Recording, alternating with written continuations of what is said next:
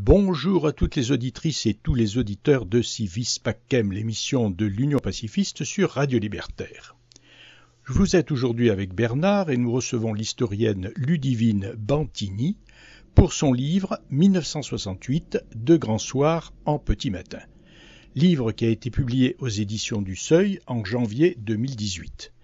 Alors nous avions consacré un article à son livre dans le numéro d'avril 2018 de notre journal de l'Union pacifiste, journal d'ailleurs que vous pouvez encore vous procurer en venant à notre local qui est situé au 66 boulevard Vincent Auriol dans le 13e arrondissement de Paris et où nous assurons d'ailleurs une permanence tous les vendredis. Mais aujourd'hui, Ludivine Bantini est avec nous pour l'émission Civis Pacem. Alors, Ludivine Bantini, on vous reçoit aujourd'hui dans le local de l'Union pacifiste. Notre ami Maurice Montet, je tiens à donner son nom, sera très content que vous ayez fait la découverte de ce lieu. Peut-être que vous allez y revenir. Nous sommes le 21 juin 2018. Et, juin 2018, c'est déjà 50 ans de 1968. Le mois de juin n'était pas le mois idéal. Alors, bonjour, Ludivine Bantini. Bonjour Bernard, je suis très heureuse d'être là, vraiment merci beaucoup de cette invitation, je suis ravie de pouvoir participer à cette émission. Très heureuse aussi, touchée que vous rendiez cet hommage à Maurice Montet, parce que j'ai beaucoup d'admiration pour votre engagement de manière générale et pour le sien en particulier de longue date, militant pacifiste. Et pour moi c'est vraiment très important et je me sens aussi l'héritière de toutes ces luttes. Je ne sais pas si juin est un idéal ou pas pour discuter de 68. Je crois que c'est vrai que le mois de juin 68 a été un mois très difficile, très rude politiquement. Il y a eu beaucoup de répression et aujourd'hui c'est important de s'en souvenir et finalement d'en parler aussi en juin. Et je pense qu'il y a quelque chose d'assez intemporel à discuter de 68, qu'il s'agisse du mois d'avril, du mois de juin ou de l'automne. On a toujours beaucoup d'éléments à puiser dans cette source d'inspiration qu'a été 68, quelle que soit la période à laquelle on l'évoque. Votre livre, finalement, couvre toute l'année 68, donc on est bien. Votre livre, donc on va en parler, c'est 1968, De grands soirs en petit matin. Il est paru en janvier 1968, avant toutes les autres. 2018. 2018, j'ai déjà fait un bond. J'aurais bien aimé connaître et vivre en 68 aussi, mais malheureusement, ça n'a pas été le cas pour moi. Donc c'est la raison pour laquelle je me suis penchée avec d'autant plus d'enthousiasme sur cette grève générale et sur cet événement. Alors pourquoi avoir dit je vais traiter plutôt l'année 1968 plutôt que ce que font beaucoup, les mai-juin 68? Bon, alors pour commencer par une boutade, c'est vrai que quand je pense à certains de mes collègues historiennes ou historiens qui travaillent sur des décennies, voire des siècles, je ne voulais pas montrer que je ne travaillais que sur un mois. Non, le plus fondamentalement, évidemment, 68, c'est une année internationale. On ne peut la comprendre que si on l'embrasse tout entière, si on la prend dans son intégralité, à l'échelle locale et à l'échelle justement mondiale. Plus encore, évidemment, 68 en tant qu'événement ne naît pas ex nihilo, donc il faut partir aussi d'un contexte qui, comme tout contexte, est à géométrie variable et à l'échelle elle-même variable. Ce qui se passe aussi bien en 67 qu'au début de l'année 68 en termes de grève et notamment de grève ouvrière est tout à fait fondamental pour comprendre l'événement lui-même. Donc on peut considérer que 68 ne commence ni tout à fait début mai, ni tout à fait en mars avec le 22 mars. Et puis, il y a une autre raison qui est peut-être encore plus importante à mes yeux, et c'est vraiment pas une manière de pinailler sur la chronologie, mais c'est que parler de mai 68 pose un problème qui est à la fois historique et politique.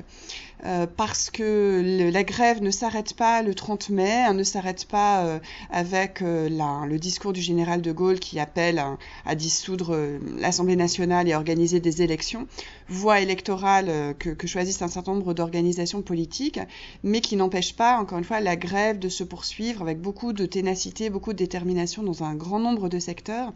Et en fait, il est absolument essentiel, quand on évoque le 68, 68 français, de souligner l'importance du mois de juin, parce que comme j'y faisais allusion à l'instant, au tout début de notre entretien, en juin il se passe des éléments et des événements très très importants en termes de répression, en termes d'enjeux politiques, de stratégie, de programmes, et donc on ne peut pas rabattre l'événement sur le seul mois de mai, ou considérer encore une fois que le général de Gaulle aurait réussi à fermer le temps avec ce souhait qu'il avait, le 30 mai 68, d'en finir avec la grève, la contestation et l'événement lui-même. Alors j'espère que l'événement n'est pas clos et que nous allons pouvoir en parler. On va d'ailleurs revenir sur le livre 1968 de Grand Soir en Petit Matin, Ludivine Bantini, mais je dois souligner que c'est un livre d'historien. Ce n'est pas un livre de témoignage, c'est un livre d'historien. Et là, je voudrais d'abord qu'on parle de l'historienne. Parce qu'il faut quand même préciser que vous êtes maître de conférences à l'université de Rouen, j'espère que je ne me trompe pas, là c'est ça, que vous vous intéressez particulièrement à l'histoire contemporaine. Et alors j'ai lu un article vous concernant que vous avez écrit, qui s'appelle « La Cagne et le métier d'historien ». Donc, qui était un hommage à une historienne bien connue, Hélène Rioux, comment vous définissez votre métier, justement, d'historienne? Parce que quand on travaille sur un événement comme ça, en historien, c'est quand même très différent de ce qui se fait avec des témoignages. Oui, c'est très différent, mais c'est aussi très complémentaire. Et je suis évidemment très sensible aux récits, aux témoignages qui peuvent être forgés sur 68. Pour moi, c'est fondamental de rencontrer celles et ceux qui ont participé activement à l'événement d'une manière ou d'une autre, parce que, comme je le disais à l'instant, je leur dois beaucoup. Donc pour moi, faire ce métier d'historienne, c'est aussi faire revivre le passé, avant toute chose. Peut-être faire revivre d'autant plus le passé qu'il reste brûlant au présent. Pour moi, 68, vous le disiez, 68 n'est peut-être pas clos. Je crois que l'événement reste extrêmement important dans nos existences. Dans une certaine mesure, on est en dette, mais je pense que c'est une dette plutôt heureuse, plutôt joyeuse à l'égard de cette grève générale de 1968. Donc ce métier, il s'agit de le faire avec beaucoup de loyauté, d'honnêteté, d'intégrité, c'est-à-dire de travailler avant tout sur des sources, sur des archives. Ça a été le choix que j'ai fait pour cet ouvrage. C'est vrai, je ne me suis pas appuyée sur des témoignages ou des récits a posteriori. Non pas que je ne leur ferais pas confiance, mais il me paraissait vraiment essentiel de revenir à la source, justement aux sources contemporaines de l'événement lui-même, parce que 68 a été éminemment et infiniment défiguré par toute une série de personnalités, surtout très médiatisées, charismatiques, etc., qui tiennent un peu le haut du pavé aujourd'hui, même si c'est plus tout à fait le même pavé que ceux qui lançaient en 68 même, et qui ont beaucoup contribué à caricaturer 68. Donc je voulais revenir avec bien d'autres, et après bien d'autres, historiennes, historiens, politistes, sociologues, parmi lesquels je pense important de citer quelqu'un comme Michel Zancarini-Fournel, comme Xavier Vignat, qui ont contribué à faire de ce moment aussi une histoire ouvrière, une histoire sociale, une histoire des femmes. Je pense aussi à Boris Gobi ou Julie Pagis, qui en tant que sociologue et politiste y travaillent aussi. Enfin bref, il y a toute une historiographie et toute une bibliographie aujourd'hui très abondante sur 68 qui permet de lui restituer toute sa complexité. Alors, vous avez travaillé avec 50 ans de décalage, donc c'est bien pour un historien de travailler avec 50 ans de décalage. Il y en a d'autres qui ont travaillé, je ne sais pas si vous étiez au courant, mais certainement, Michel Perrault, Jean Métron, eux avaient fait carrément la Sorbonne par elle-même, si je ne me trompe pas. Alors, on leur avait fait des reproches. On leur avait dit c'est trop tôt, ils s'y étaient mis carrément en juillet-août. Bon, est-ce qu'il faut un décalage pour parler d'un événement comme 68 ? Alors je crois que le travail en l'occurrence de Jean Métron, enfin à son initiative, et donc avec lui toute une équipe, Madeleine Reberiot, mais aussi Michel Perrault que vous citez à juste titre, était un travail salutaire. En fait, il s'agissait moins de faire œuvre ici d'historienne et d'historiens à cette époque que de récolter à toute force des sources justement qui seront utiles ensuite pour l'histoire. Et donc la Sorbonne par elle-même, comme un certain nombre d'autres ouvrages qui sont des anthologies de textes, de documents très précieux. Je pense aussi au travail de Pierre Vidal-Naquet, qui à l'époque avait justement eu le souci de rassembler un certain nombre de documents. Tout ça a été absolument fondamental pour la suite, même si d'autres sources se sont ouvertes depuis et sur lesquelles j'ai cherché pour cet ouvrage à m'appuyer. Par exemple, de nombreuses archives, à la fois départementales, préfectorales, des archives de police, des archives de renseignements généraux, libéraux, des archives du monde du travail, des archives des syndicats, des organisations politiques, des comités de grève, des comités d'action.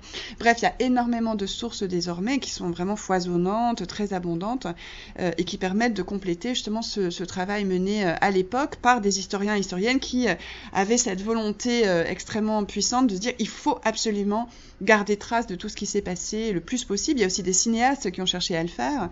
Le sous-titre du livre De Grand Soir en Petit Matin, c'est évidemment un hommage au cinéaste William Klein, qui a 90 ans aujourd'hui, qui est toujours bon pied bon oeil et qui continue toujours à photographier et filmer ceux qui l'entourent, et ça a été très important cette œuvre-là. Et en 68, Klein a décidé justement d'aller au cœur de l'événement pour y tourner et pour laisser là aussi des traces prises sur le vif. Donc je pense que oui, 50 ans de recul, c'est sans doute important parce qu'on est dans un équilibre fragile mais très enthousiasmant entre le fait que beaucoup et fort heureusement des actrices et acteurs de 68 sont encore en vie et nous proposent une parole toujours extrêmement enthousiasmante sur 68 même. Et puis en même temps, on a toutes ces archives qui sont désormais pour partie accessibles ou alors pour lesquelles il faut demander un certain nombre d'autorisations mais qui nous permettent justement de rendre à l'événement toute sa diversité.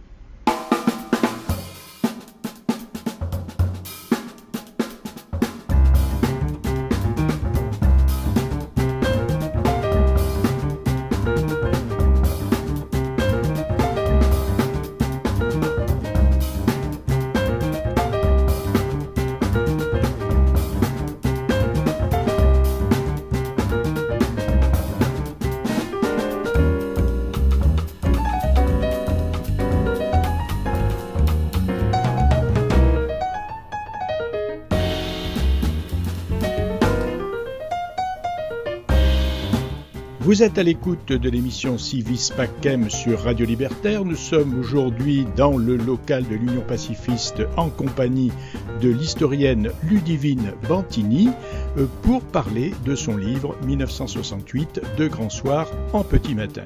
Mais nous allons aussi parler de la jeunesse. Alors 68, ça a été effectivement un mouvement de jeunesse. Et je me suis rendu compte qu'en tant qu'historienne, vous êtes intéressée beaucoup aux jeunes. Oui. Alors, j'ai relevé toujours une thèse de doctorat sur le plus bel âge. Alors c'est vrai, c'est la jeunesse, le plus bel âge, je les imagine. Jeunes institutions et pouvoirs en France des années 1950 au début des années 1960. Et cette thèse a été rééditée, je pense, éditée en 2007, c'est bien ça. Le plus bel âge, jeunes et jeunesse en France de l'aube des 30 glorieuses à la guerre d'Algérie. Alors là, on commence déjà à parler de la guerre d'Algérie, on y reviendra. Et puis, j'ai relevé aussi des articles, les jeunes comme sujet et enjeu, etc. Et puis, j'arrive à un livre très important qui nous a fait très plaisir, qui s'appelle « La fabuleuse histoire des journaux lycéens ».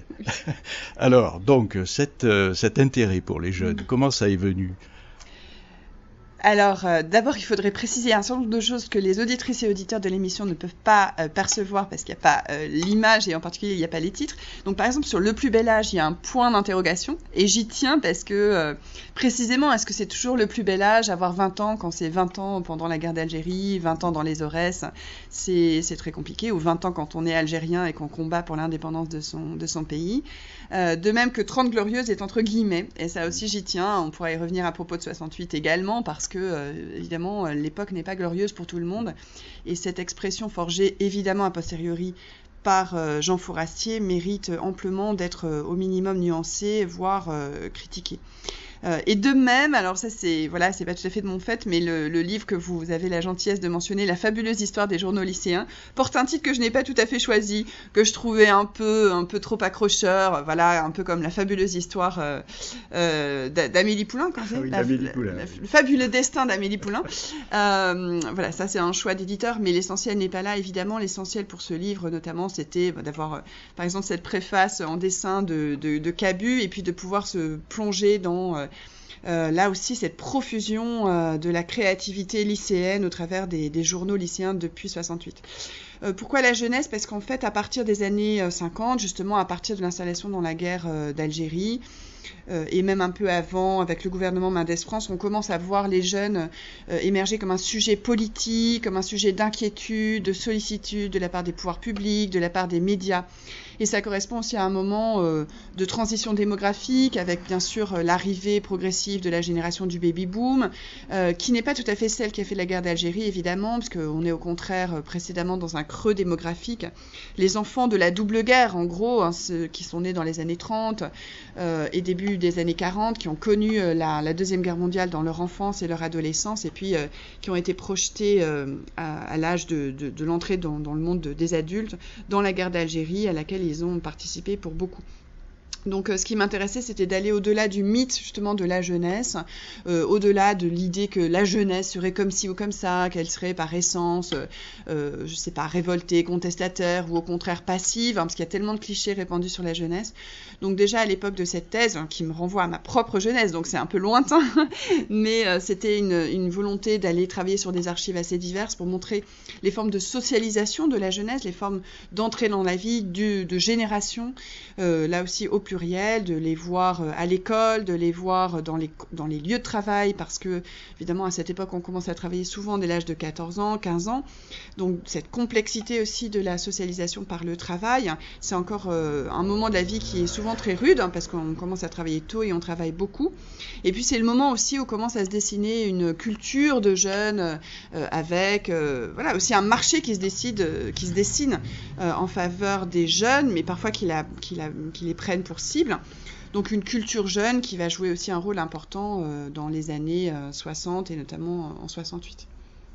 Alors je dois dire qu'effectivement cette préface de notre ami Cabu, vous savez qu'à l'Union pacifiste on est très attaché à Cabu, et il parle justement de son journal Le Petit Fums, qui n'a eu que 4 numéros à Chalon-sur-Marne parce qu'il a été déjà victime de la censure à l'époque. Bon, mais qu'est-ce que vous avez trouvé alors dans ces journaux lycéens? Quelle est l'image qui ressort de la jeunesse? Moi, j'ai été très impressionnée avec ces journaux par, encore une fois, la force de l'inventivité, de l'ingéniosité de ces jeunes qui décident, avec souvent des moyens assez précaires, de sortir ces journaux. C'est souvent très politique, hein, il y a un vrai engagement. Alors, comme il s'agit de voir ces journaux depuis 68 jusqu'à nos jours, les sujets de l'engagement sont divers, mais ça vient aussi briser le mythe selon lequel, enfin souvent employé selon lequel les jeunes ne seraient pas engagés, ne seraient pas politisés, ne s'intéresseraient à rien. C'est vraiment une ancienne qu'on trouve aussi bien dans les années 50 et 60, avant 68, que ensuite, quand on a parlé de la supposée bof génération à la fin des années 70. On est toujours en train de comparer la jeunesse à une génération en gros majuscule qui serait la génération 68, et la plupart du temps pour dénigrer ou disqualifier ces engagements alors qu'ils sont nombreux. Donc ça a été un premier constat à l'étude des journaux lycéens. Et puis le deuxième constat, c'est en fait une espèce d'extension du périmètre de ce qui est politique, puisque des questions comme l'écologie, comme justement la guerre et à l'opposé l'antimilitarisme et le pacifisme, des questions comme les sexualités, comme les rapports femmes-hommes, sont évoqués et deviennent des sujets politiques à partir du moment où ils sont placés dans l'espace public. Et c'est ce que font ces élèves de lycée avec ces journaux. Donc j'ai pu constater encore une fois la force de leur engagement et la force aussi de leur capacité créative. Parce qu'il y a beaucoup évidemment, il n'y a pas que du texte, hein, en fait, c'est toujours très richement illustré, très inventif aussi en termes graphiques, en termes visuels. Oui, je dois dire que c'est un grand livre, un livre très bien illustré, édité par les Arènes, nos amis du Canard, qui s'occupent de ces éditions d'ailleurs. Et puis, alors là, bon, je ne peux pas regarder tous les titres, mais j'ai vu qu'il y a des poèmes qui sont très sympathiques, notamment un, assez de guerre, de bombes, de tueries, de massacres, d'horreurs, assez au semblant, l'impuissance et de réaction. Enfin, l'URSS, la France, l'Amérique, enfin, il faut qu'ils arrêtent la guerre. Enfin, voilà ce que demandent les lycéens déjà à cette époque. Et alors là, j'en vois un autre, par exemple, Nouvelle guerre. Alors là, c'est aussi, il y a tout un chapitre sur la guerre. Donc les pacifistes seront très intéressés par ce livre. Et puis alors, là, carrément une lettre écrite alors à la main, qui a été reproduite, la guerre, pourquoi la guerre, des gens de 19 à 22 ans vont se tuer, s'entretuer, rien que pour du pétrole, tiens déjà. Ils devraient s'asseoir à une table et résoudre le problème, mais je dis tout simplement non à la guerre, et ce qu'ils disent, oui à la guerre, etc., etc. Bon, et c'est signé, alors là, la signature, j'arrive pas à la déchiffrer, mais enfin, ces lycéens qui quand même s'expriment très bien dans ce livre. Alors c'est un livre qu'on peut trouver avec une préface, donc des dessins de Cabu et donc Ludivine Bantini. Et ben, bravo pour un livre comme ça, parce que vraiment j'ai été très content de le consulter. J'espère que nos amis vont le voir.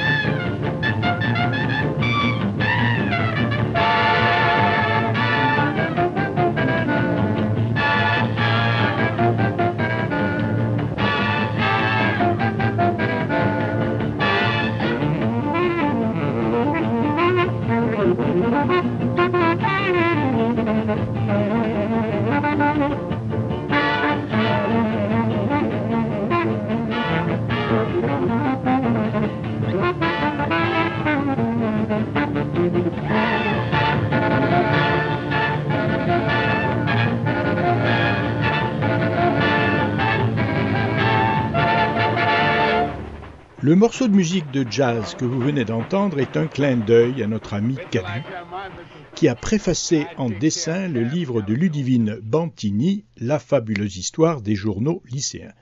Alors il s'agit bien sûr d'une interprétation, vous l'avez peut-être deviné, de Cab Calloway, qui s'intitule Le rythme du train, et l'on peut souhaiter que ce morceau de musique du musicien préféré de Cabu peut être aussi un encouragement pour nos amis cheminots qui mènent en 2018 la plus longue grève de leur histoire contre la casse du service public, cette casse du service public qui a été entreprise par le président Macron. Alors reprenons maintenant notre entretien avec Ludivine Bantini sur Radio Libertaire. Alors là, vous parlez justement de la guerre d'Algérie déjà dans ce livre. Les lycéens y font référence, mais vous avez ensuite fait d'autres articles qui concernent justement l'antimilitarisme. Donc je ne sais pas si vous êtes complètement antimilitariste, mais enfin je lis en 2004 s'engager dans la tourmente algérienne, jeune appelé et rappelé en guerre d'Algérie de 1954 à 1962. Et il y a un autre article que j'ai vu, un article en 2007, jeunesse et engagement pendant la guerre d'Algérie. Après la guerre d'Algérie, la guerre du Vietnam. Il y a les comités Vietnam qui se forment, on en parle déjà dans les journaux du lycée. Et là, alors, on en arrive effectivement quand même à ce qui a préparé aussi 1968. Ce sont quand même ces comités Vietnam, ces gens qui étaient organisés déjà à lutter, qui après ont pris le relais et ont permis que 68 se développe aussi. C'est vrai que ce qui s'est déjà passé pendant la guerre d'indépendance algérienne, notamment dans les lycées et les universités, mais pas seulement, c'est-à-dire la constitution de comités justement très politiques, alors même que c'était interdit dans les établissements scolaires, qu'il y avait régulièrement des circulaires pour interdire ne serait-ce que l'apport de journaux. On ne pouvait pas arriver quand on était élève avec des journaux, quels qu'ils soient d'ailleurs.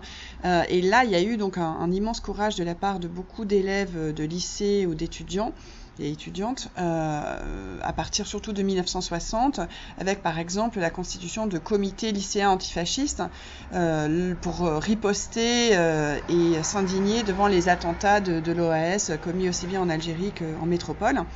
Et ça, en fait, c'est vrai que si on n'a pas tout ça en tête, on ne comprend pas forcément les généalogies qui conduisent de 62 à 68, parce que ça a été très important que cet engagement de jeunes pendant la guerre, sous l'impulsion notamment de l'UNEF, des manifestations, la plupart du temps clandestines et dès lors très violemment réprimées contre la guerre, pour l'indépendance de l'Algérie, Et ça, on s'en souvient en 68. Et ce qu'on observe, alors notamment grâce, presque paradoxalement, mais les archives policières sont importantes, hein, grâce justement aux arrestations par la police de militantes et militants qui s'étaient déjà engagés pendant la guerre d'Algérie. On voit les prolongements justement de trajectoire.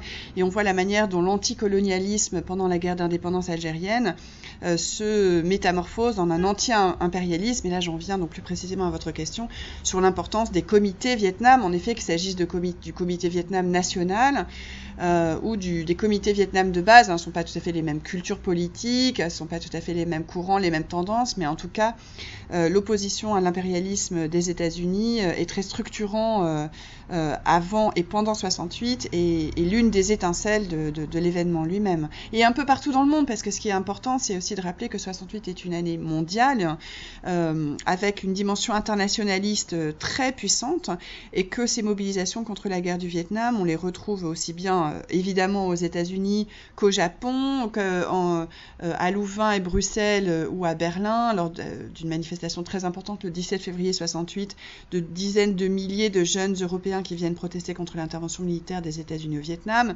à Paris bien sûr, à Milan, à Rome, mais également dans des endroits qu'on cite moins souvent, en tout cas ici, à Dakar, à Tunis, à Alger, à Téhéran, à Istanbul, à Ankara.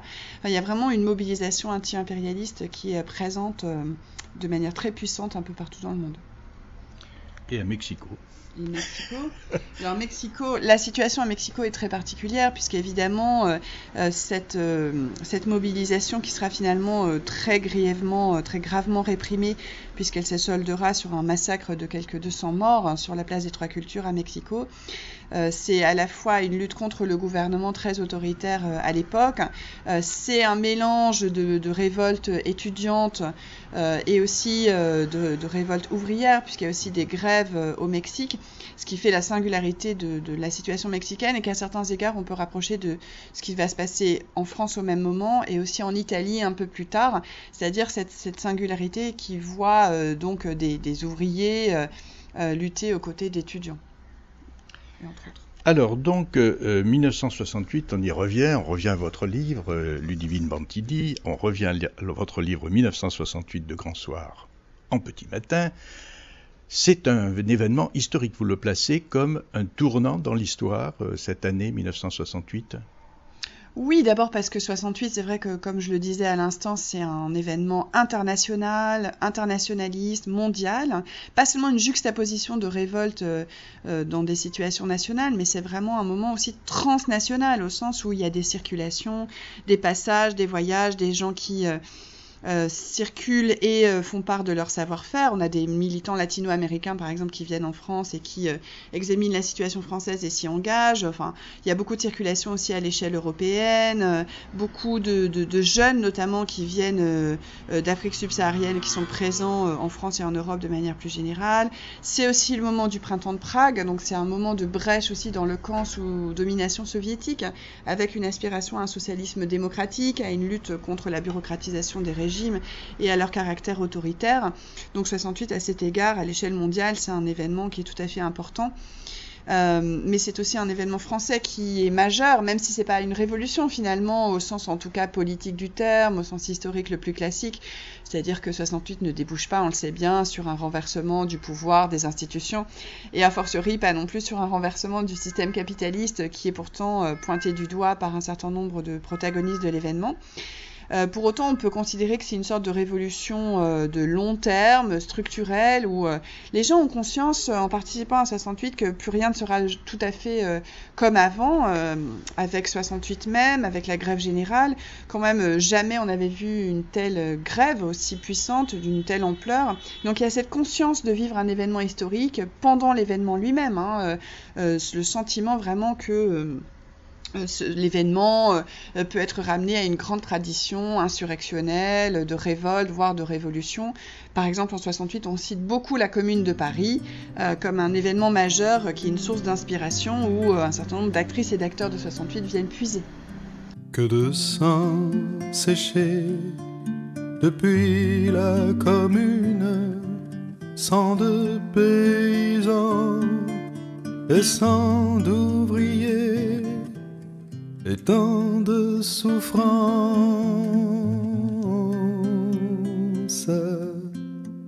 Faut-il en pleurer en restant dans l'ombre et compter les noms des copains passés?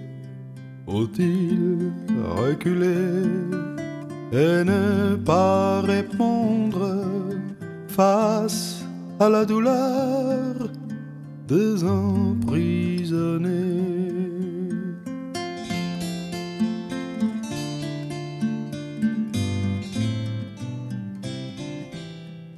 Que revienne enfin ce temps où les têtes fleurissaient d'amour et de liberté et tant d'espérance.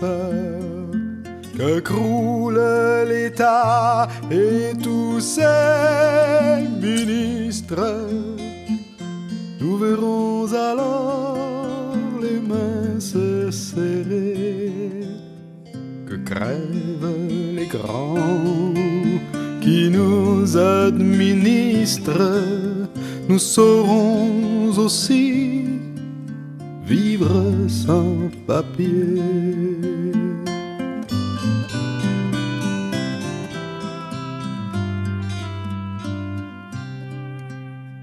Merci à tous ceux du temps des cerises pour la mélodie qu'ils nous ont laissée et qu'ils nous pardonnent.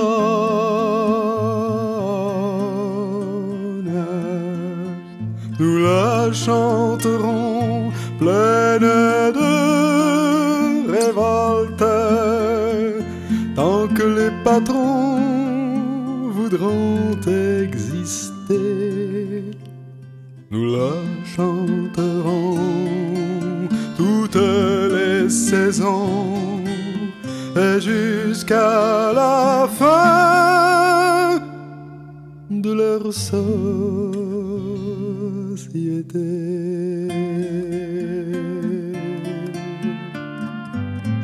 Après la belle chanson de Serge Huget-Royot que tous nos auditeurs connaissent, nous reprenons l'entretien avec l'historienne Ludivine Bantini sur son livre 1968, Deux grands soirs en petit matin. Alors 68 n'a pas démarré à Paris, comme le disent certains. On ne parle que du quartier latin. Non, 68 a démarré dans d'autres villes. Oui, bien sûr. Alors, ça me semble vraiment très important de souligner que la lecture qui est souvent faite dans certains médias dominants de l'événement uniquement par le quartier latin ou par Nanterre, c'est-à-dire uniquement par le biais d'une révolte étudiante, c'est une vision qui est évidemment très réductrice et qui en soi est aussi une lecture idéologique et politique de l'événement, c'est-à-dire une manière d'occulter, encore une fois, cette grève générale et donc le mouvement social et politique que représente 68, avec 10 millions de personnes qui, à un moment ou un autre, s'arrêtent de travailler, et ce, pas seulement dans les usines, mais aussi dans les bureaux, les ports, les gares, les magasins, les théâtres, les lycées, les universités, les services publics, etc. Donc ça a été un mouvement d'une ampleur absolument inouïe, et vous avez raison de souligner que, bon, déjà c'est un événement qui traverse tout le pays.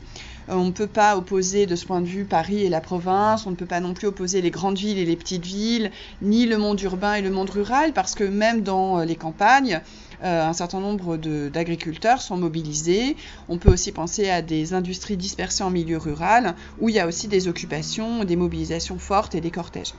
Et en fait, on peut aussi considérer que l'année 68 commence en janvier, hein, c'est banal de le dire comme ça, mais y compris d'un point de vue historique, parce que en janvier 68, il y a une grève ouvrière très importante à Caen, dans le Calvados, avec des jeunes ouvriers qui se mettent en grève contre leurs conditions de travail, leurs conditions de salaire.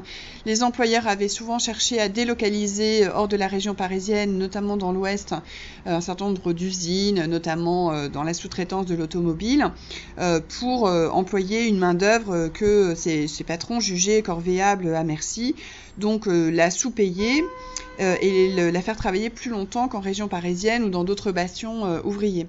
Or, c'était un mauvais calcul puisqu'il y a eu cette grève importante qui s'est aussi caractérisée par des affrontements très virulents avec les forces de l'ordre, en particulier les CRS, et qui s'est aussi caractérisée par des mouvements de solidarité qui dépassaient le milieu ouvrier, puisque des jeunes étudiants sont venus prêter main forte aux grévistes, mais aussi des agriculteurs, mais aussi des salariés d'autres secteurs, du secteur tertiaire. On a vu également des enseignants participer au mouvement. Donc c'est vrai que ça a été quelque chose de très important. On pourrait citer aussi, avant même le début de l'année 68, les manifestations paysannes qui ont été très importantes aussi, celle de Quimper en octobre 68, où sont lancés les premiers pavés. Donc à cet égard, on peut insister sur le fait que les premiers pavés ne sont pas lancés sur le boulevard Saint-Michel, au quartier latin, mais bel et bien à Quimper, et puis ensuite justement à Caen, à Redon, lors de grèves ouvrières qui, encore une fois, sont très importantes. Alors là, on parle effectivement aussi de violence. Souvent, ce qu'on montre pour 68, ce sont les affrontements au quartier latin, la violence. Alors, il y a eu de la violence, c'est sûr, mais est-ce que on ne peut montrer 68 que par cet aspect? Parce que là, dans votre livre, ce qui est très intéressant, c'est qu'on retrouve justement tout ce qui se passait en construction dans les bureaux, dans les usines, on fait des propositions, les enseignants font des propositions pour la pédagogie. Enfin, il y a tout ce travail aussi interne qui se passe parallèlement aux affrontements dans la rue. Bien sûr, alors c'est vrai que la violence a été importante dans la mesure où elle a été aussi un élément déclencheur de l'événement lui-même et de la grève, puisque l'appel à la grève de 24 heures pour le 13 mai 1968 de la part des grandes confédérations syndicales, c'est un appel pour riposter à la violence policière, à la répression, notamment au quartier latin, mais pas uniquement à Paris. En fait, cette violence, elle procède aussi d'une volonté de la part des forces de l'ordre de récupérer des territoires comme le quartier latin, des territoires étudiants dans lesquels normalement la police ne pénétrait pas jusqu'à présent.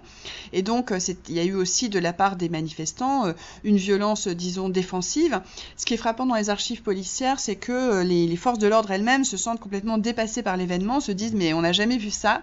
Parfois elles laissent poindre un sentiment d'admiration à l'égard des manifestants, souvent jeunes mais très habile, très courageux aussi, très tenace face à la police qui est quand même beaucoup mieux équipée qu'eux. Donc cette violence, elle est réelle et on peut mesurer justement son intensité, son degré, en voyant dans les archives de police les plaintes qui sont déposées par les manifestants eux-mêmes contre la violence policière. C'est même miracle qu'il n'ait pas eu plus de victimes. Il y a eu beaucoup de blessés notamment graves. Il y a eu des morts, on pourra en reparler.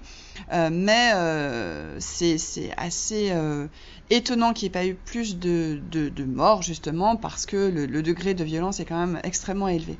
Mais vous avez raison de souligner que cette violence ne peut pas résumer 68 et qu'il y a bien au-delà de la violence des questions qui sont fondamentales, puisqu'on crée un peu partout, on voit se créer des comités de grève, des comités d'action, des comités de quartier, des assemblées générales dans les lieux occupés, un lieu de travail, lieu public, etc.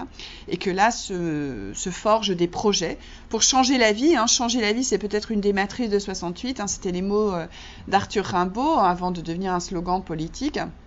Changer la vie. Donc, changer la vie, c'est à la fois l'espoir de réformes quotidiennes, l'espoir de changer ses conditions de travail, ses conditions de vie dans les villes, dans les quartiers, mais aussi un espoir de révolution aussi. Le mot révolution, il est sur toutes les lèvres, il est dans les esprits. On espère, à certains égards, qu'un changement profond permettra de déboucher sur une société plus juste, plus humaine, plus égalitaire, parce qu'on vit encore dans une période en 68 où les inégalités sociales sont profondes. Et ça, je pense qu'il faut aussi le souligner en termes de contexte. 68, c'est une année au cours de laquelle on recense 5 millions de personnes qui vivent sous le seuil de pauvreté, 2 millions de personnes avec de tout petits salaires de l'ordre de l'équivalent de 400 ou 500 euros aujourd'hui. Donc c'est aussi le ferment de la révolte et de ce grand espoir de changer profondément la société.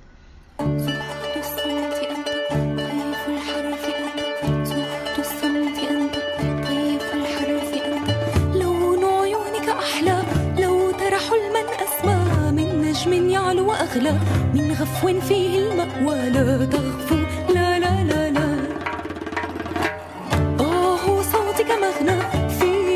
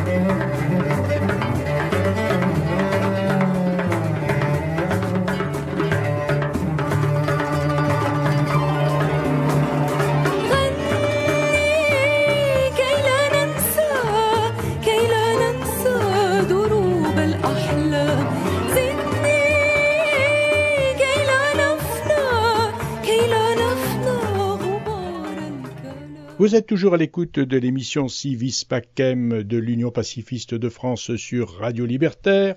Vous venez d'entendre la chanteuse arménienne Lena Chamamian et nous continuons notre entretien avec l'historienne Ludivine Bantini. Nous sommes en train de parler du livre 1968 de Grand Soir en petit matin. Je répète souvent le titre pour qu'on s'en souvienne bien. C'est le meilleur livre sur 68 de l'année. Bon, ça c'est le côté pub, hein, mais bon, on n'est pas obligé de... Bon, alors nous avons parlé donc de tout ce qui s'est passé en 68, déjà la violence, tout le travail qui a été fait dans les usines, dans les universités. Il y a aussi, transparaît dans votre livre, quelque chose concernant le pouvoir. Alors on a l'impression que le pouvoir est un peu débordé aussi par ces événements. Oui, donc c'est vrai que maintenant on a la possibilité d'avoir accès aux archives du pouvoir dans toutes ses déclinaisons, c'est-à-dire aussi bien le pouvoir au plus haut sommet de l'État, les archives de l'Élysée, des ministères, que les pouvoirs locaux et notamment les pouvoirs des préfets. Et le constat qui peut être tiré de l'analyse de ces archives, c'est que dans un premier temps, vraiment le pouvoir est très déstabilisé, il connaît un vrai désarroi que l'on note par exemple dans la correspondance de Georges Pompidou, un Premier ministre à l'époque, qui pourrait presque citer l'Ecclésiaste, vous savez, vanité des vanités, tout est vanité, c'est-à-dire qu'il se dit mais qu'est-ce que je fais là en fait, qu'est-ce que je peux faire en tant que gouvernant, quel est le sens profond de gouverner dans ces circonstances. Il voit ça comme une sorte de crise existentielle, de crise de civilisation, et c'est un peu la manière dont De Gaulle éprouve aussi la situation.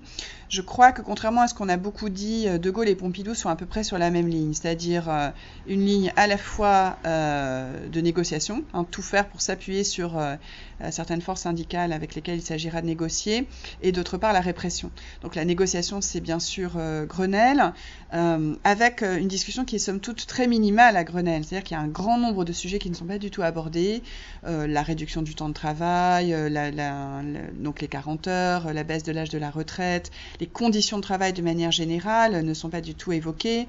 On ne parle pas non plus des grandes revendications qui structurent l'époque. Je pense notamment à la défense de la sécurité sociale depuis les ordonnances d'août 67.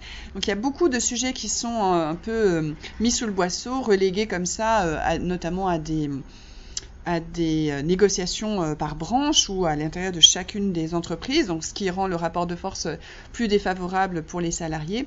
Donc Grenelle, c'est essentiellement deux acquis, ce sont essentiellement deux acquis qui sont les augmentations de salaire, mais qui rapidement risquent d'être balayés par l'inflation, et ça un certain nombre d'observateurs ont fait le constat très vite.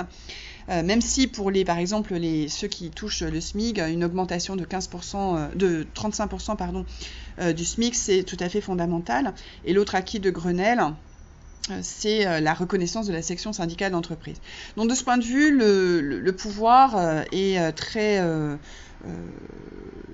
phase sur la question des négociations pour faire cesser la grève et la contestation.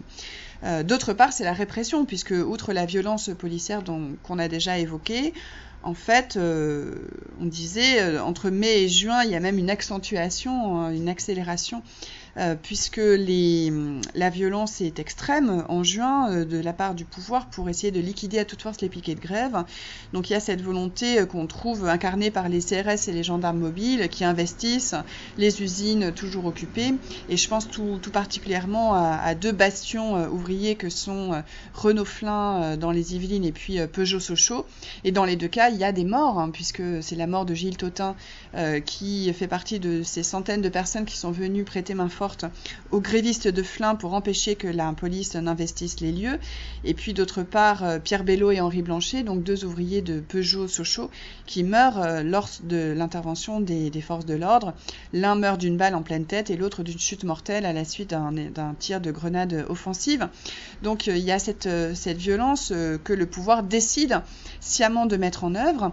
Il y a aussi des mesures très antidémocratiques qui sont prises par le gouvernement, notamment la dissolution de toutes les organisations de gauche révolutionnaires ou radicales, qu'il s'agisse des libertaires, des anarchistes, des trotskistes, des maoïstes, le mouvement du 22 mars, etc. Autant d'organisations qui sont dissoutes, alors même que le même gouvernement, notamment au ministère de l'Intérieur, décide de ne pas dissoudre des forces d'extrême droite comme Occident, en considérant que Occident ne serait pas fauteur de troubles à l'ordre public, ce qui est quand même une aberration quand on se rappelle la violence d'Occident, pas seulement à Paris, mais un peu partout dans les villes où il est présent, où ce groupe est présent. Et puis il y a aussi cette volonté du pouvoir de s'assurer du soutien de l'armée, des droites et de l'extrême droite. C'est par exemple la décision qui est prise d'amnistier les anciens de l'OAS. C'est ça qui est assez fascinant. Donc l'organisation de l'armée secrète, dont on sait que ses membres sont soit en prison, soit en exil.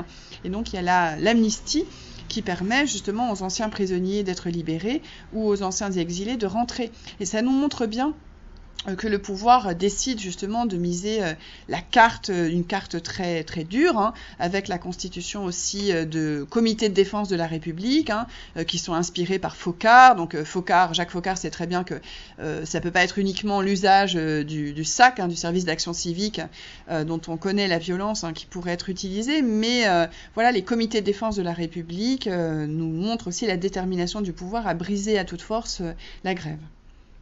Alors il y a eu beaucoup de victimes, peut-être aussi des victimes cachées. Notre ami Maurice Monté, qui était infirmier dans un hôpital, nous racontait que des étudiants trop grièvement blessés étaient évacués en province pour qu'on ne connaisse pas les décès sur place.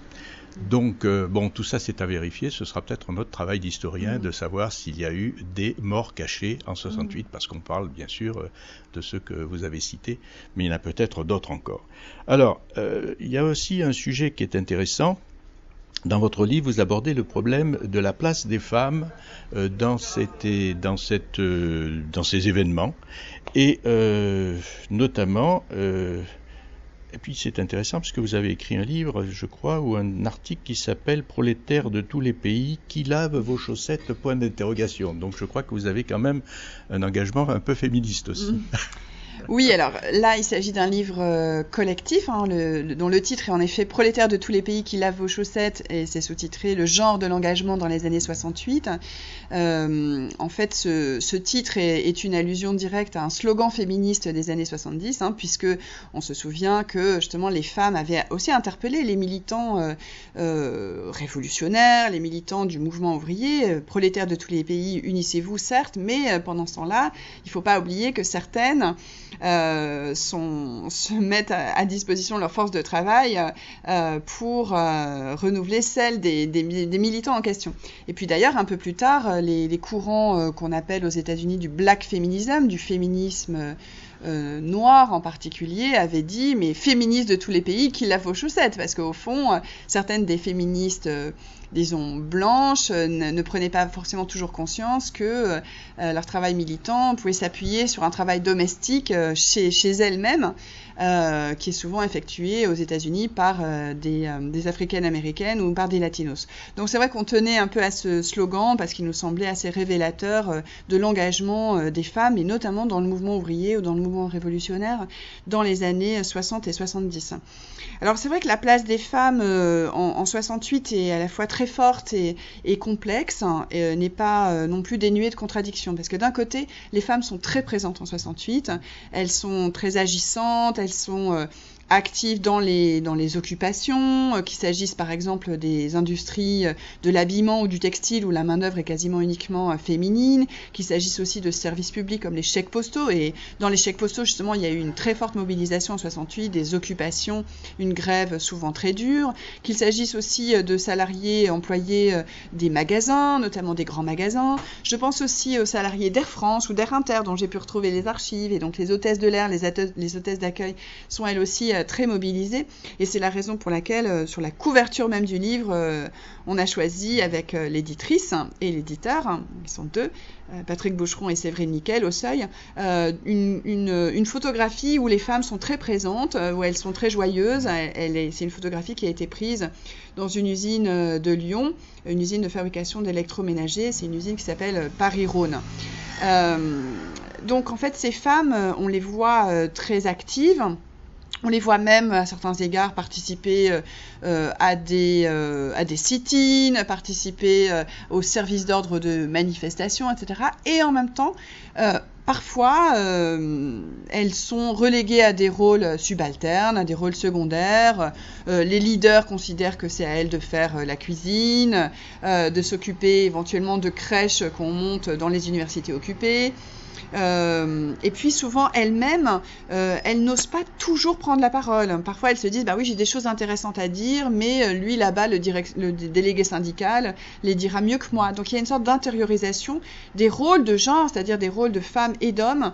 Il faut quand même se rappeler que voilà, ça fait à peine 24 ans que le droit de vote des femmes a été accordé en France. Dans d'autres pays, il faudra encore attendre quelques années. La Suisse, par exemple, où le droit de vote n'est accordé aux femmes qu'en 1971, au prix de luttes évidemment très importantes. Donc il y a ce paradoxe. Et les femmes, pour certaines, prennent bien conscience qu'il y a une sorte de contradiction au sein même de l'événement, parce que d'un côté, cette grève générale vise à l'émancipation, à lutter contre toutes les formes d'aliénation, de domination. Et puis de l'autre côté, il y a quand même toujours une domination masculine. Les leaders qu'on retient en général sont tous des hommes et surtout ne se pose pas trop la question d'être des hommes. En fait, c'est une question qui est encore relativement impensée. Et dès lors, c'est ce qui va expliquer la prégnance des mouvements féministes qui vont suivre 68, qui en sont à la fois l'héritage et la conséquence paradoxale, puisque 68 n'a pas été un mouvement féministe. Il y a très peu de revendications proprement féministes qui sont mises en avant en 68, mais donc beaucoup de femmes vont prendre conscience de cette situation et parfois s'organiser de manière non mixte dans un premier temps, hein, pas en non-mixité générale, mais pour se dire, ben voilà, parfois il faut pouvoir se retrouver entre femmes pour élaborer notre propre parole, nos propres mots d'ordre, parce que parfois c'est difficile de parler en présence d'hommes, c'est difficile de parler de certains sujets en leur présence, et tout ça crée une sorte aussi d'apprentissage du politique et de l'engagement dans le sillage de 68 et de son esprit critique, où il s'agit de plus prendre le monde et l'ordre tels qu'ils vont ou tels qu'ils ne vont pas.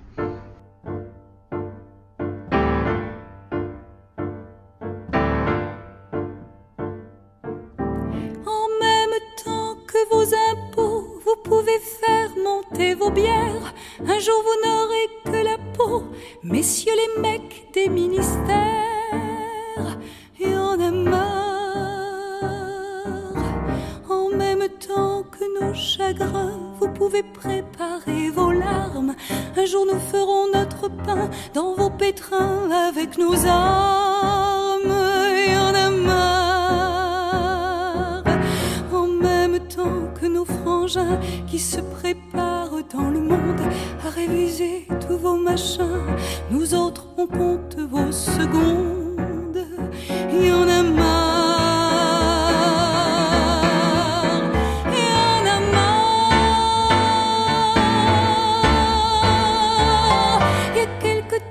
Christophe Colomb, croyant découvrir l'Amérique, a découvert dans le coton des blancs jouant avec la trique.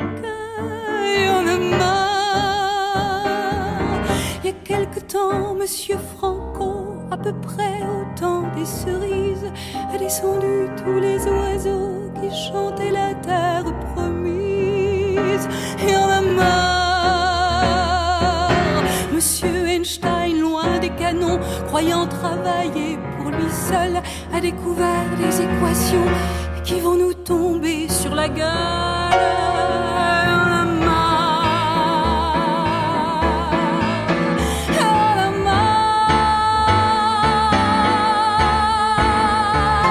Qu'est-ce qu'elle vous a donc fait la lune pour vouloir lui refiler vos puces? La vie est courte et en a qu'une, qu'on soit ricain ou qu'on soit russe. Qu'est-ce qu'elles vous ont donc fait les étoiles pour vouloir leur filer les miches? D'ailleurs au train où elles cavalent, faudrait peut-être consulter vos fiches. Et en a marre. Qu'est-ce qu'ils vous ont donc fait les hommes pour vouloir leur filer la cerise? C'est peut-être des poires, c'est peut-être des pommes, mais laissez-leur au moins la chemise. Et en a marre.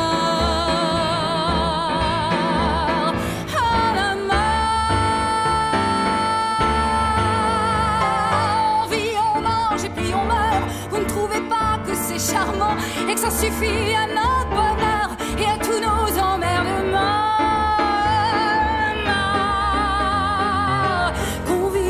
Paris ou à Rio, qu'on soit enceinte ou bien en carte, qu'on soit sans un ou plein de fafio, la société c'est pas de la tarte.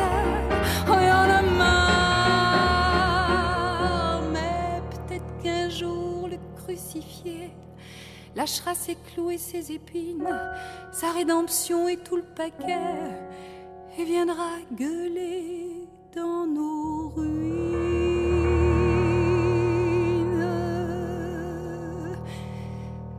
Et en a marre, en a marre.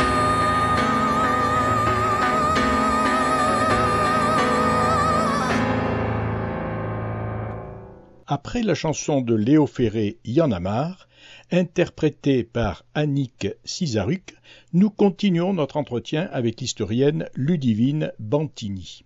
1968, bon, on a souvent essayé de le faire oublier, de le transformer, de le liquider, mais 2018, donc je fais bien attention de dire 2018, on en parle toujours. Et là, il y a quand même maintenant une tendance de dire alors pourquoi ça a réussi les luttes en 1968 et pourquoi en 2018, malgré toutes les luttes qu'on voit. Bon, on parle de celle des cheminots puisqu'on est là-dedans et que ça va continuer. Il y a d'autres luttes aussi qui se font actuellement pour Parcoursup, par exemple, dans les universités, dans les lycées. Il y a des luttes dans les postes.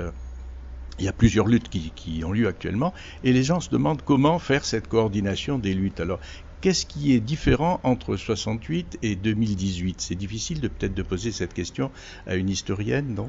Ça va ? Disons que c'est vrai que j'ai pas plus de légitimité que quiconque à répondre à ce genre de questions, mais en tout cas, c'est vrai que ce sont des questions qui se posent de manière absolument cruciale.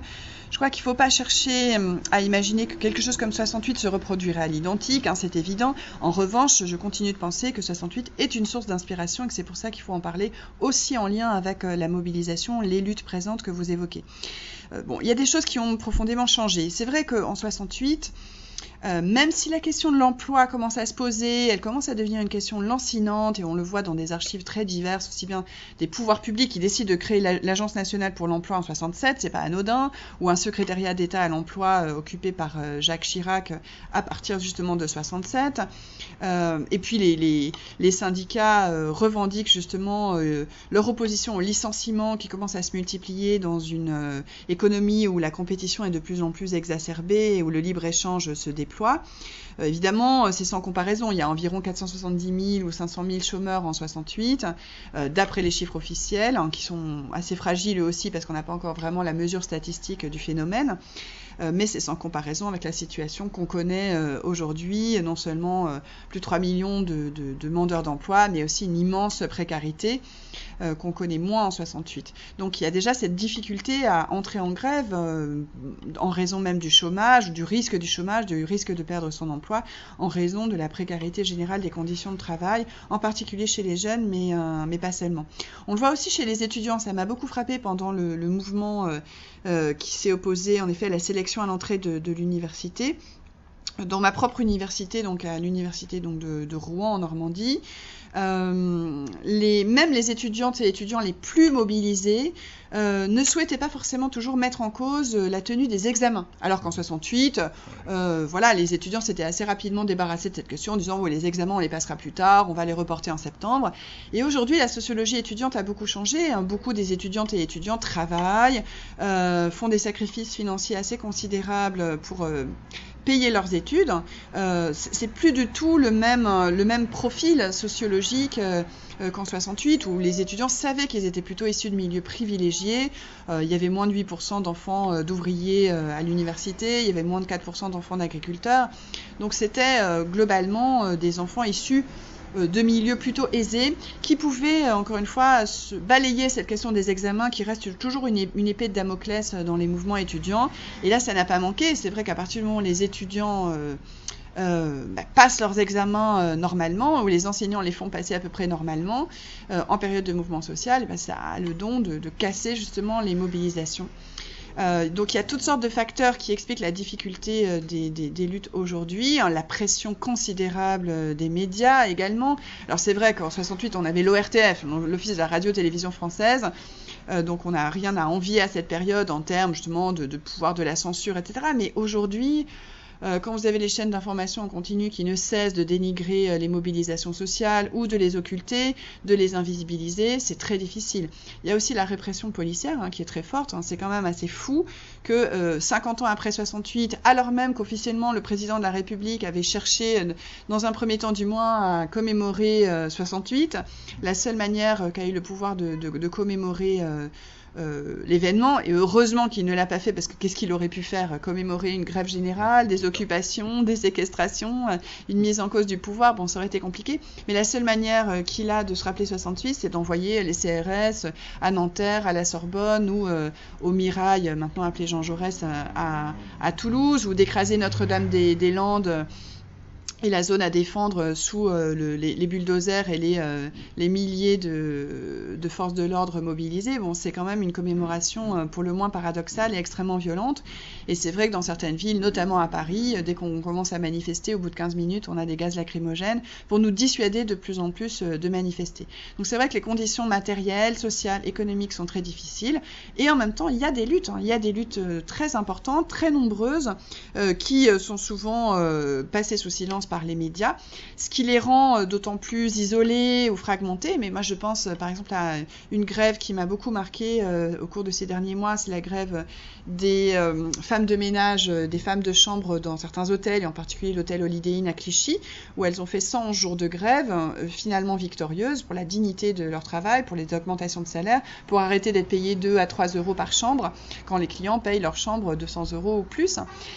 Donc ça a été une grève très, très dure, très déterminée, qui a elle-même pris la suite d'une grève chez les personnels de nettoyage dans les gares, notamment à Paris, les personnels de l'entreprise Honnête, là aussi, qui porte assez mal son nom, Honnête, O-N-E-T. Bon, on entend forcément honnête et c'est pas tout à fait ce que sont les employeurs. Mais bref, des grèves, il y en a beaucoup.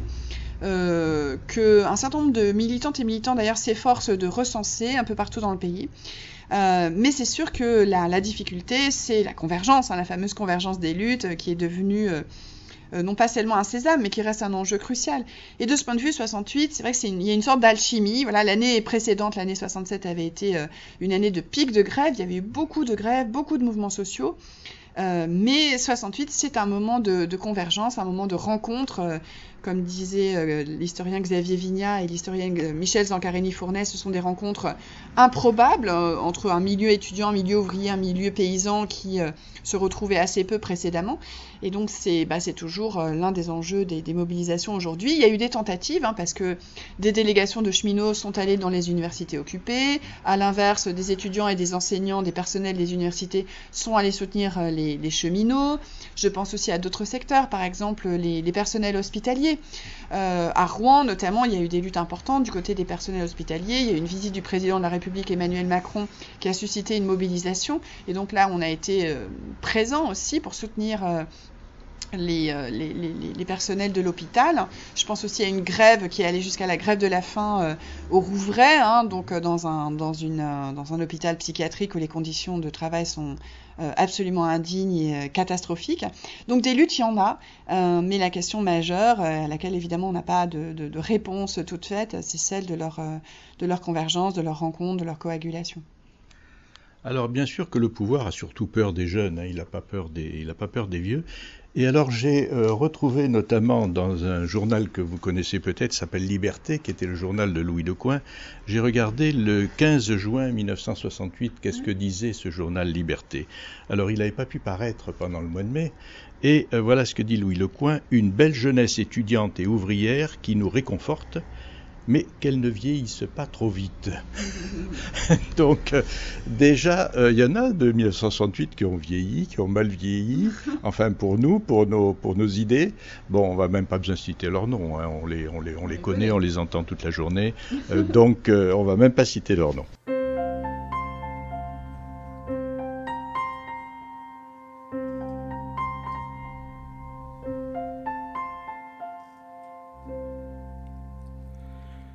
À force de chanter comme un pauvre d'esprit, à force de danser comme un gamin perdu, à trop pousser la voix dans la cendre et le bruit, et le troublant cynisme de voyous ambigus,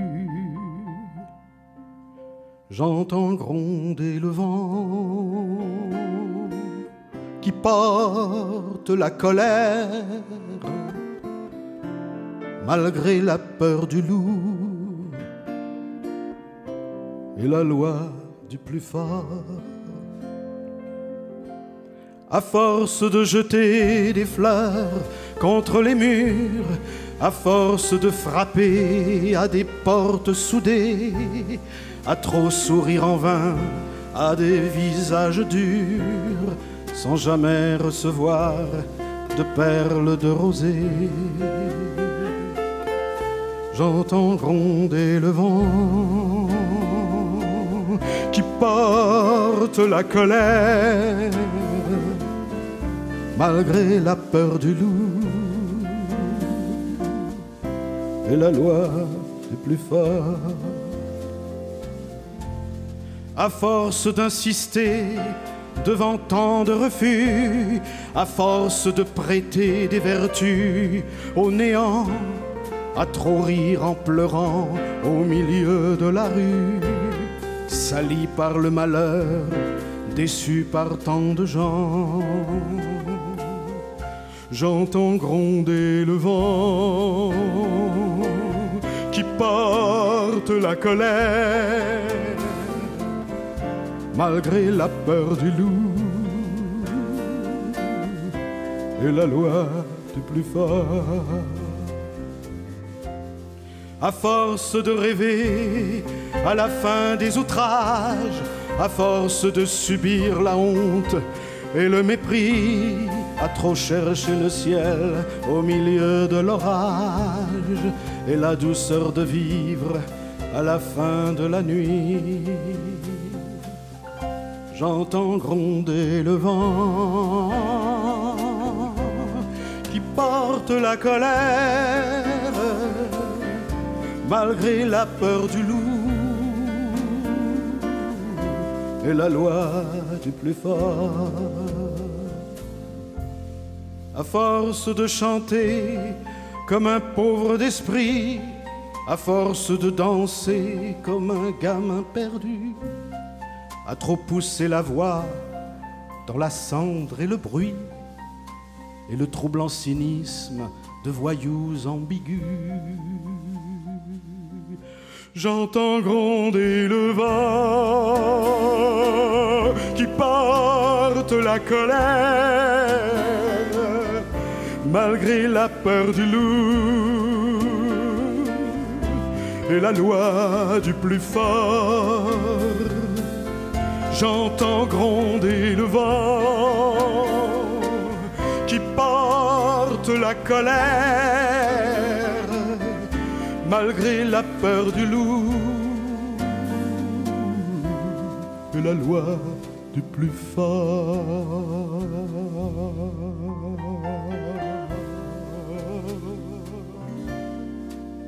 Notre ami Serge Uggeroyo chantait « J'entends gronder le vent ».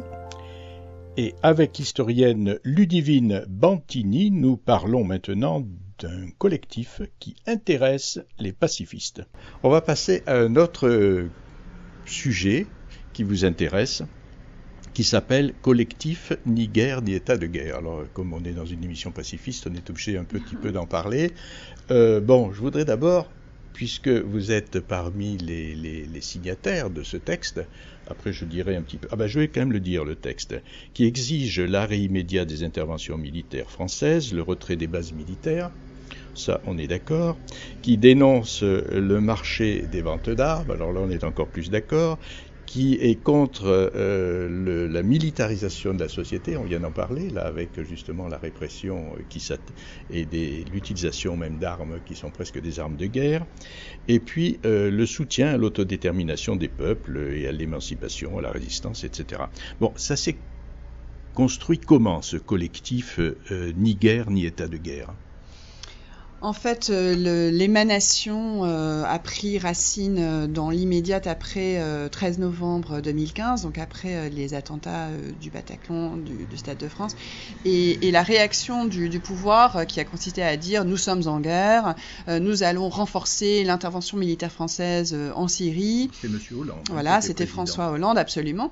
Et donc ce discours du « nous sommes en guerre » nous a évidemment beaucoup indignés, parce que pour nous, les bombardements sont des bombes à retardement, c'est-à-dire que c'est pas avec des interventions militaires qu'on va résoudre la question du terrorisme, tout au contraire, c'est toujours une manière de l'alimenter, parce que les organisations terroristes elles-mêmes trouvent leur terreau, leur vivier dans une indignation face aux interventions militaires occidentales. Ça a été déjà le cas en Irak, et on sait qu'un certain nombre d'organisations justement qui se revendiquent du terrorisme djihadiste ont pris naissance aussi dans les prisons, telles celles d'Abu Ghraib, dans le cadre de la guerre qui a été menée dans ce Moyen-Orient et Proche-Orient tourmenté. Donc pour nous, évidemment, la guerre n'est pas une solution. Il faut vraiment pointer du doigt l'importance du marché des armes qui est terriblement et monstrueusement juteux. Donc voilà, on est parti d'abord d'une tribune qui avait été signée par un certain nombre de militantes, militants, personnalités diverses qui disaient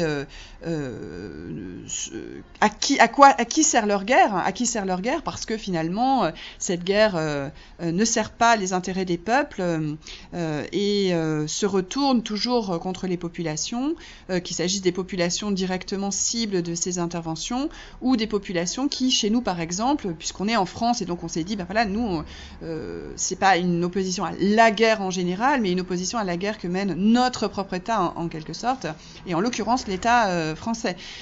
Et donc en France, les populations qui sont aussi les premières victimes de cet état de guerre, on dit bien c'est ni guerre ni état de guerre, c'est-à-dire la militarisation des esprits, le quadrillage de nos consciences et de nos espaces aussi par le fait militaire, quand on voit toutes ces troupes qui quadrillent nos territoires.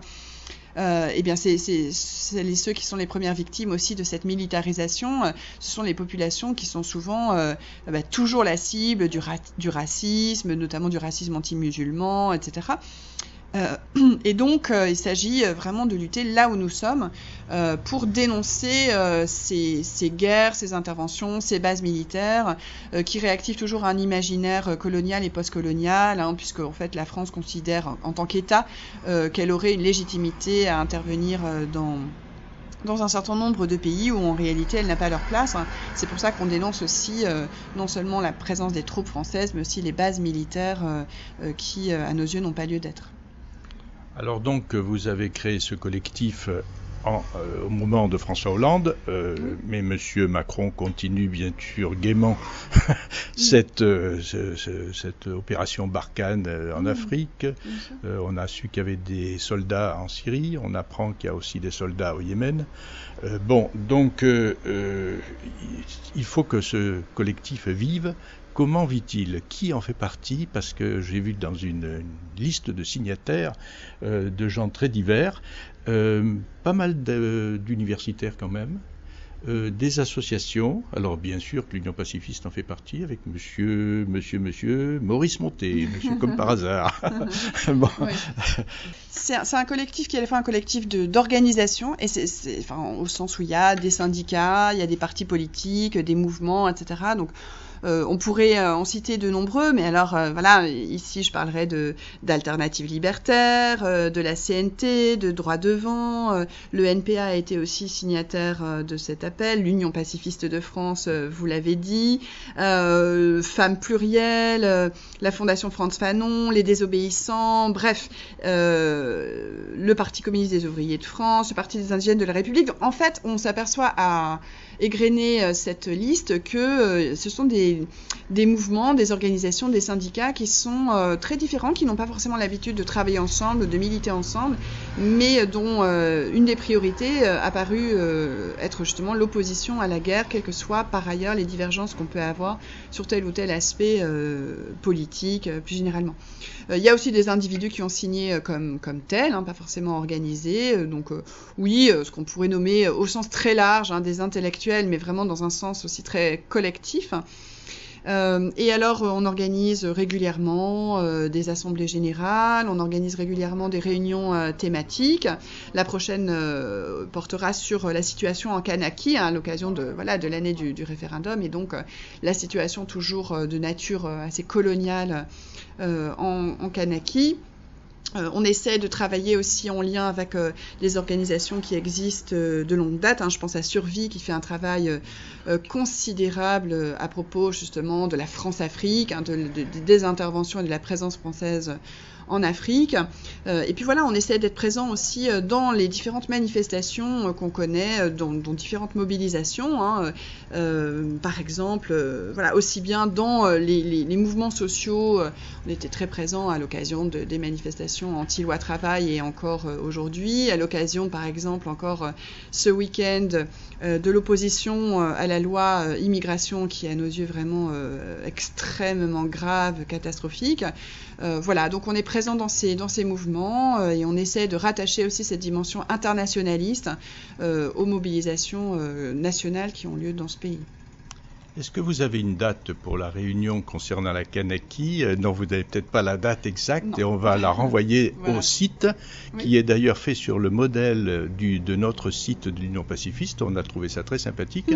Et je m'intéresse d'autant plus à la Kanaki que j'avais des projets de film sur la Nouvelle-Calédonie colonie, qui n'a jamais été accepté à la télévision. Alors, sur la Kanaki, on pourra évidemment transmettre et peut-être vous aurez la gentillesse de vous en faire le relais et je vous en remercie par avance. Ça sera une réunion publique en septembre et on a aussi la volonté à la rentrée d'organiser un forum sur la notion d'impérialisme et dès lors d'anti-impérialisme. C'est une notion qui parfois peut apparaître comme soit allant de soi, soit n'étant plus trop utilisée dans les milieux militants et ça nous paraît important d'y réfléchir à nouveau, collectivement, que l'on se reconnaisse dans ce terme d'anti-impérialisme ou qu'on ait pris des distances à son égard. Il me reste, Ludivine Bantini, à vous remercier d'être venue jusque dans le local de l'Union pacifiste pour nous parler de votre livre 1968 de Grand Soir en petit matin. Alors je le recommande à tous nos auditeurs de Civis Pacem et puis je vous dis simplement encore merci. Mais c'est moi qui vous remercie très chaleureusement. J'ai été vraiment très touchée et très heureuse de votre invitation. Ainsi se termine notre entretien avec l'historienne Ludivine Bantini. Cet entretien a été enregistré le 21 juin 2018 au local de l'Union pacifiste au 66 boulevard Vincent Auriol dans le 13e arrondissement de Paris.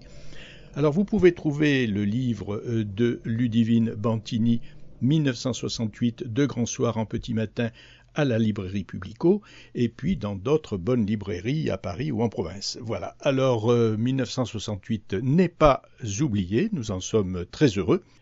Et nous allons peut-être consacrer encore une ou deux émissions à cet événement historique. Au revoir et à la semaine prochaine.